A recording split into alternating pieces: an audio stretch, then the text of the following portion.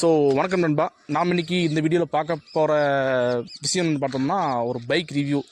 லெஜெண்டரியான ஒரு பைக். அந்த பைக் என்னன்னு கேட்டோம்னா கவாசகியும் பஜாஜும் இணைந்து டைப் பண்ணி இந்தியாவில் ரிலீஸ் பண்ண பஜாஜோட ஃபஸ்ட்டு 4 ஸ்ட்ரோக் சீரிஸ் பைக். அதுதான் அந்த வீடியோவில் நம்ம பார்க்க போகிறோம். ஸோ இந்த பைக் இதுதான் கவாசகி பாக்ஸர். அதாவது நண்பா, கே பஜாஜ் அப்படிங்கிறது கவாசகிக்கோட 1990களில் டைப் ஆகி வந்துச்சு, கம்பெனி ஆகி வந்துச்சு இந்தியாவுக்குள்ளே. அதாவது இந்த பாக்ஸருங்கிற மாடலுக்கு முன்னாடியே வந்துட்டு ஃபாரஸ்ட் சாம்பியன் அப்படின்னு ஒரு மாடல் வந்துச்சு. கிட்டத்தட்ட 1991 நினைக்கிறேன். அதுலேருந்து ஃபாரஸ்ட் சாம்பியன், அதுக்கப்புறம் இந்த கவாசகி பஜாஜ் பாக்ஸர். ஆக்சுவலாக வந்து ரெண்டு வண்டியும் ஒன்று தான், பாடி பார்ட்ஸ் கூட ஒன்று தான். ஏன்னா அதுக்கு மேலே எம்பளம் தனியாக எம்போசிங்காக வரும். கவாசகின்னு போட்டு இங்கே ஃபாரஸ்ட் சாம்பியனை போட்டு இது அடுத்த மாடல். இது வந்து ஸ்டிக்கரிங் பண்ணிக்கிறாங்க கே பஜாஜ் பாக்ஸர் அப்படின்ட்டு. இன்ஜின், ஃப்ரேம், பாடி எல்லாமே ஒன்று தான். இதுக்கு ரவுண்டும் வருது, அதுக்கு வந்து ஸ்கொயர்டும் வரும்.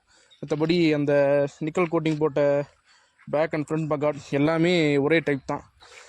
ஆக்சுவலாக வந்து இந்த வண்டி எதுக்காக வந்துச்சு அப்படின்னு கேட்டோம்னா, இப்போ அந்த 1970, 80, 90 அப்போல்லாம் பார்த்தோம்னா மேக்ஸிமம் 2 ஸ்ட்ரோக் பைக் தான். அதாவது வந்து யமகா ஆர்எக்ஸ், மேக்ஸ் 100 அது மாதிரி 2 ஸ்ட்ரோக் வண்டி தான் அதிகம். ஆனால் என்னென்னு கேட்டோம்னா அதில் ஒரு ட்ராபேக்கு, ஒன்று பொல்யூஷனு, இன்னொன்று கேட்டோம்னா மைலேஜ் ரொம்ப அதில் கம்மி. அதுக்கு காம்படிஷனாக வந்து ஃபஸ்ட்டு 1986 நினைக்கிறேன், ஹீரோ ஹோண்டா வந்து CD100ன்னு ஒரு பைக் கொடுச்சு. 4 ஸ்ட்ரோக்கில் நல்ல சக்ஸஸான மாடல் அது. அதுக்கடுத்து வந்ததுன்னு பார்த்தோம்னா இந்த கவாசகி ஃபாரஸ்ட் சாம்பியன். அதுக்கு அதோட குட்டி தான் இது.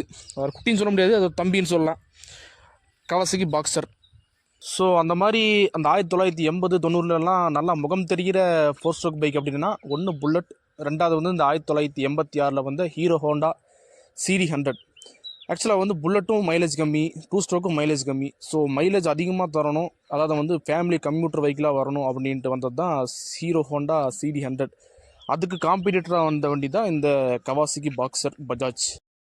ஸோ இந்த வண்டிக்கு முக்கியமான ரெண்டு விஷயம், இந்த வண்டியை உருவாக்குனதுக்கு ரெண்டு விஷயம் என்னென்னு கேட்டோம்னா, ஒன்று ஃபேமிலி யூசேஜுக்கு விலை கம்மியாக ஒரு வண்டி, ஃபேமிலியில் 4 பேர் கூட உட்காந்து போகலாம், அந்தளவுக்கு நல்லா வசதியாக இருக்கும். இன்னொன்று ரெண்டாவது முக்கியமான விஷயம் மைலேஜ். அந்த காலத்தில் நான் சொன்ன மாதிரி வந்துட்டு போஸ்டருக்கு அதிகமே கிடையாது, ஹீரோ ஹோண்டா மட்டும்தான் இருந்துச்சு. அதுக்கு போட்டியாக விட்டது. சொல்லப்போனால் ஹீரோ ஹோண்டா வீடு அதிகமாகவே சேல்ஸ் ஆச்சு ஒரு காலத்தில். இப்போது நம்ம சொல்லப்போனால் இதோட கண்டினியூசிங் தான் வந்துட்டு இந்த பாக்ஸர்லேயே வந்து ஏடி மாடல் வரும், ஏஆர் மாடல் வரும், சிடி மாடல் வரும். சிடி மாடல் கிட்டத்தட்ட 2018 வரைக்குமே விட்டாங்க. 2018 வரைக்குமே இந்த சேம் இன்ஜின். அதாவது வந்து இது கவாசகியில் இருந்ததே அதுக்கும் வருமானு சொல்ல முடியாது, ஆனால் அந்த சேம் இன்ஜின் டைப் அது அப்படியே அந்த 2018 வரைக்கும் வந்துச்சு. எதுக்கு நாள்னு கேட்டோம்னா அந்த மைலேஜ் கிட்டத்தட்ட குறைஞ்சபட்சம் அந்த வண்டி 80 தரும். இன்னும் வரைக்குமே லட்சம் கிலோமீட்டருக்கு மேலே அந்த வண்டி ஓடி இருக்கும். நான் யூஸ் பண்ணிட்டுக்கிறேன், இன்ன வரைக்குமே எனக்கு 85 தருது. நான் செக் பண்ணி பார்த்தேன், 85 தருது. ஆனால் அதில் ஒரு சின்ன விஷயம் என்னென்னா, இது அப்பப்போ நம்ம கார்பரேட்டர் டியூனிங் பண்ணோம்னா அந்த மைலேஜ் அப்படியே இருக்கும். இல்லாட்டி கொஞ்சம் குறையிற மாதிரி தெரியும் போது நம்ம அப்பப்போ அந்த கார்பரேட்டர் டியூனிங் பண்ணணும். அப்புறம் இது கவாசகி பஜாஜ் அப்படிங்கிறனால இதில் சில பார்ட்ஸ் எல்லாம் வந்து சிலண்டில் பல பார்ட்ஸ் வந்து ஜப்பான்லேருந்து மேக் பண்ணது, அதனால் நல்லா குவாலிட்டியாகவே போட்டிருக்காங்க. இன்னொன்று கவாசகியில் வந்தங்காட்டி இதை உள்ளே வந்து இந்த இன்ஜினுக்குள்ளே வந்து அலுமினியம் பார்ட்ஸ் அதிகமாக யூஸ் பண்ணியிருப்பாங்க. எதனாலன்னு கேட்டோம்னா இன்ஜின் வந்து அதிகமாக சூடாகக்கூடாது, லாங் ட்ராவல் நல்லா பண்ணணும் அப்படிங்கிறதுக்காக இது கொடுத்துருப்பாங்க. அதாவது வந்து இந்த மாடல் வந்து ரேஸ் டெக்னாலஜி அப்படின்னு வரும். இந்த பாக்ஸரும் ஃபாரஸ்ட் சாம்பியனும் ரேஸ் டெக்னாலஜின்னு வரும். மீதி மாடல் அப்படி வராது. மீதி மாடலுக்கு அந்த ஸ்பெசிஃபிகேஷன் வந்திருக்காது, இன்ஜினுக்குள்ளே அலுமினியம் பார்ட்ஸ் இருக்கிறது.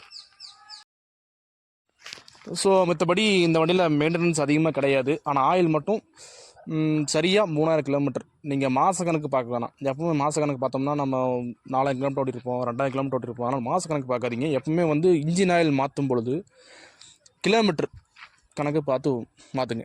3000 கிலோமீட்டருக்கு ஒரு தடவை இன்ஜின் ஆயில் கம்பல்சரி மாற்றிடுங்க. மாற்றுறீங்க, நல்ல ஒரு இன்ஜின் ஆயிலாக மாற்றுங்க. அப்போ தான் இந்த மாதிரி வண்டிகளுக்கெல்லாம் செட் ஆகும். ஸோ இந்த வண்டியை பற்றி நிறைய முக்கியமான விஷயம் சொல்லியிருப்பேன். அடுத்து வந்துட்டு ஃபைனலாக இந்த வண்டியோட ஸ்பெசிஃபிகேஷன் சொல்கிறேன். இந்த வண்டியோட டோட்டல் பாடி வெயிட்னு பார்த்தோம்னா ஒரு 100-101 கிலோ அவ்வளோதான் போட்டிருக்குது. அப்புறம் இந்த வண்டியோட இன்ஜின் சிசி கியூபிக் கெப்பாசிட்டி எவ்வளோன்னு பார்த்தோம்னா 99.27 சிசி. அப்புறம் இன்னொன்று முக்கியமான விஷயம் என்னென்னு கேட்டோம்னா, இந்த மாதிரி வண்டிகளுக்கு கார்பரேட்டர் தான் முக்கியமான விஷயம். அதாவது வந்து இந்த வண்டி கார்பரேட்டரு மேட் இன் ஜப்பான் கார்பரேட்டர் தான் போட்டிருக்கோம். ஜப்பான் கார்பரேட்டர்னால ஒரு தனி மவுஸ் மார்க்கெட்டில் அது உங்களுக்கு நல்லா தெரியும். அதாவது வந்து விண்டேஜ் பார்க்குறவங்களுக்கு நல்லா தெரியும் இந்த ஜப்பான் கார்பரேட்டர்னு நல்ல மவுஸ் அப்படின்ட்டு. அப்புறம் எனக்கு இன்னொரு முக்கியமான இந்த வண்டியில் பிடிச்ச விஷயம்னு கேட்டோம்னா, இந்த வண்டியில் கில் ஸ்விட்ச் கொடுத்துருப்பாங்க. Bike on off ignition on off ஸ்விட்ச் இந்த வண்டியில் எனக்கு ரொம்ப பிடிச்சிருக்குது. அப்போவே இந்த டைப் கொடுத்துக்கிறாங்க. அவ்வளோதான் நண்பா. முக்கால்வாசி இந்த வண்டியை பற்றி நான் சொல்லியிருப்பேன். இந்த வண்டியை நீங்கள் வச்சுருக்கீங்களா, இல்லை இந்த வண்டியை பற்றின நினைவுகள் ஏதாவது உங்களுக்கு இருந்தால் கமெண்ட்டில் சொல்லுங்கள். இந்த மாதிரி வேறு ஏதாவது வண்டிகள் உங்களுக்கு தேவையான ரிவ்யூ ஏதாவது கேட்டிங்கனாலும் நான் அதை போட ட்ரை பண்ணுறேன். உங்களுக்கு அந்த மாதிரி ஏதாவது தேவை இருந்துச்சுன்னா சொல்லுங்கள், அதையும் நான் ரிவ்யூ போடுறேன். அடுத்து வேறு ஏதோ பைக் ரிவ்யூவும் பார்க்கலாம். அடுத்து மேக்ஸ் ஹண்டர் போடலான்னு இருக்கிறேன், அதுவும் நான் வச்சுருக்கேன். மேக்ஸ் ஹண்டர் ரிவ்யூ போடலான்னு இருக்கிறேன். ஏன்னா மேக்ஸ் ஹண்டரும் இப்போது நல்லா ட்ரெண்டாக போயிட்டுருக்கு.